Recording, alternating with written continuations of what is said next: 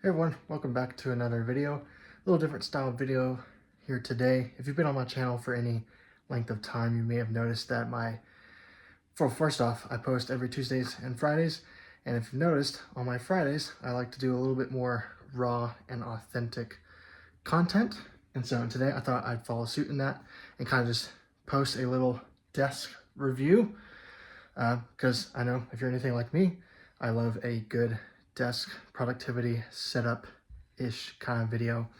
And so I know this video, or this desk rather, may not be the most exciting or eye-pleasing desk in the world, but I definitely think that there's a lot that has gone into this desk setup that's been inspired from other setups that I've seen in the past. And who knows, maybe something on here will help or inspire one of you guys. So let's get started, shall we? First off, the thing that's powering this whole setup is my MacBook back there, and that is a 2021 M1 MacBook Pro 14-inch version. I've had it for 4 years now, so since my freshman year in college, and it has served me great. My old laptop is actually over here underneath this Notepad, and that one is, I don't even know what model exactly it is, but I know it's a Dell gaming laptop, and I had that one since 8th grade. So that one for about 5 years, and that one pooped out pretty quickly. One thing I've noticed with computers a lot of times, especially if you're using a laptop to power a desktop setup, a lot of times we leave our laptops plugged in a lot.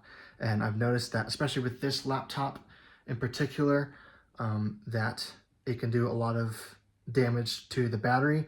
And this one actually, within a couple of years, turned into a situation where it couldn't be used without being plugged in. So it literally had to stay plugged in to keep working.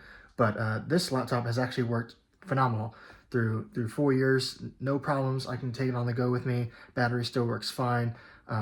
Fan, I haven't even heard the fan on this thing, I don't think, one time throughout my 4 years. So it's super powerful, and it's a computer that I really enjoy using. Next up, let's move on to the monitor setup here. So front and center here is the Samsung 32-inch curved monitor. It's just a monitor I picked up from Walmart, so most likely the Walmart in your area has these in stock. I used to have 2 of these actually. This right here is a Dell 27-inch monitor, but just in vertical format. I used to have 2 of these that I had in horizontal format right next to each other.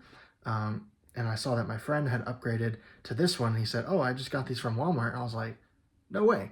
And so I went and checked it out, and sure enough, they had these on sale. And so I picked one up and gave my other 27-inch to my brother.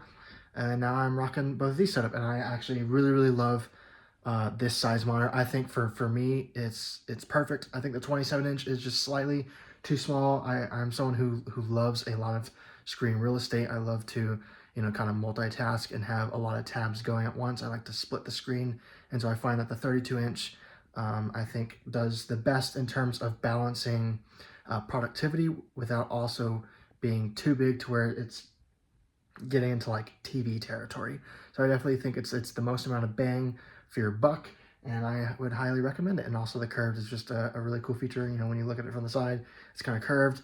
And yeah, so I think it's really cool. And so just talking more about this setup here, I already said it's a 27-inch Dell monitor, but kind of talking about like why I switched to the vertical. So when I got this one, I thought, I was already, messing around with the setup. So I said, why not? I've seen people try the vertical monitor setup before and talk about, some of the benefits, and, just kind of say, you just kind of try it for yourself and just learn and just see if it works better for you. And I definitely prefer having a vertical setup. So much so that even at my own workplace, I'm the only one in the office who does this, where I have one of my monitors in the vertical position. So I know I look probably like weird, but I like it, and I think it works wonders for a multitude of reasons. One of them is, again, I like to do a lot of productivity, like document work. And so both with school, especially since I just graduated college, I've been using this setup for a couple of years now.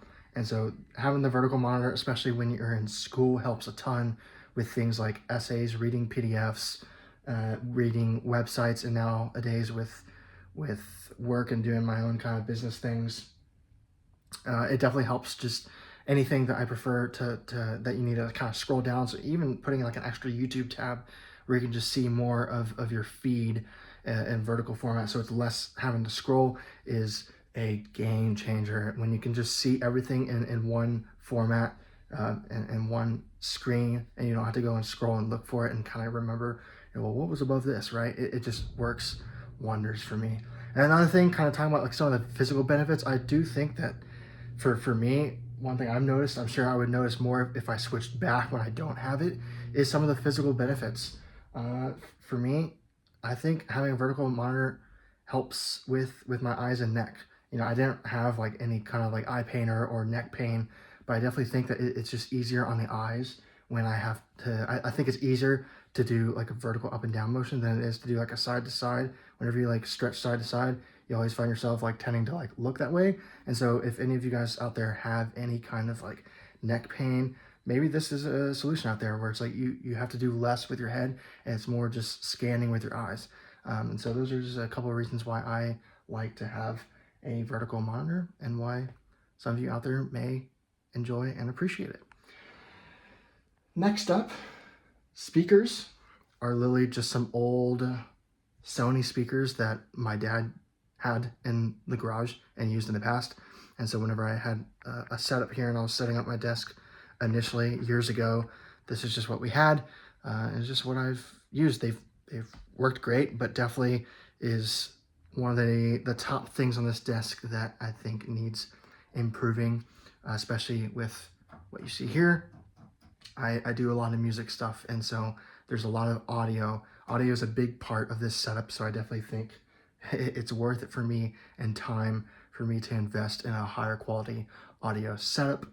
And so speaking of music, again, we have this nice M Audio 49 key Midi keyboard. As I said, I do a lot of music stuff, so it's just nice to have a nice portable small keyboard. I have another keyboard back there, but it's a massive thing that obviously doesn't fit on this slightly smaller desk. And so it's just nice to have this on here. Another thing, blue light glasses. So these also come in really handy because, like many of you, I am a night owl. So I like to do a lot of my work late at night when it's dark out.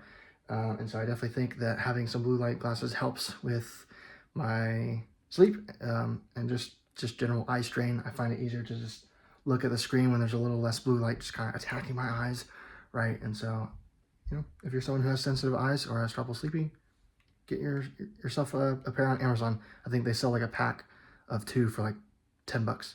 So I recommend doing that. Other than that, mouse. Nice Logitech mouse. This is really good. I don't know the exact M550 is the type of mouse that this is. I really love this mouse, and I love the white. It comes in multiple colors: white, black. I think there's a pink in there, but it's definitely a really, really comfortable mouse that I've really enjoyed. I got this a few months ago, so I think this is the most recent addition to the setup, and I've definitely enjoyed it. And then I have a pencil sharpener over here. When I was in school days, and I would sharpen pencils, but nowadays I just use it as a prop up for my phone. So that's another thing that I can definitely upgrade. And then Notepad right here. Notepads, so anything I do want to write down, I definitely have this ready for that. But other than that, you could probably notice that I don't have a lot of physical paper on my desk, and that's because I am definitely a more digital person, which again, hence why I love the screen real estate. Anything that I can do that is like written or that something I need to read, I definitely prefer to have it digitalized. And so it's less paper clutter on my desk. There's something about having a ton of paper on my desk, even if it's organized, that just drives me nuts, and I just don't really like it. So other than that, I think that's pretty much everything. So if you enjoyed this review and setup, feel free to stick around on this channel where I post new videos every Tuesday and Friday. And with that, I'll see you guys on the next one. Godspeed.